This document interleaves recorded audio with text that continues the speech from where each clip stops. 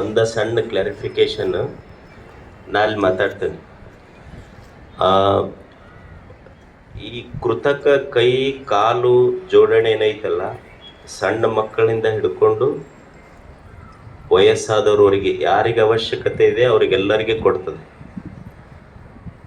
ಮತ್ತು hearing aid ಶ್ರವಣ ಮಾಧ್ಯಮ ಏನೈತಲ್ಲ ಅದು ವಿದ್ಯಾರ್ಥಿಗಳಿಗೆ ಮಾತ್ರ ಇದೆ ಅಷ್ಟೆ, ಅದು ವಿದ್ಯಾರ್ಥಿಗಳಿಗೆ ಕೊಡ್ತೀವಿ. ಮತ್ತು ವಯಸ್ಸಾದವ್ರಿಗೆ ಯಾಕೆ ಕೊಡಲ್ರಿ ಅಂದ್ರೆ ಮೊದಲ ಕಿವಿ ಕೇಳಲ್ಲ ಅವ್ರಿಗೆ. ಈಗ ಮತ್ತೆ ನಾವು ಕೊಟ್ವಿ ಅಂದ್ರೆ ಅವು ಜಗಳ ಆಡ್ಕೊಂತ ಕುಂದಿರ್ತಾವೆ. ಕಿವಿ ಕೇಳಿದ ಮೇಲೆ ಅತ್ತಿ ಬೈದ್ಲು ಸೊಸಿ ಬೈದ್ಲು ಅಂತ ಅವು ಮತ್ತೆ ಜಗಳ ಬಗೆಹರಿಸ್ಬೇಕು, ನಮ್ಗೆ ಬರ್ತಾರ ಅವರು.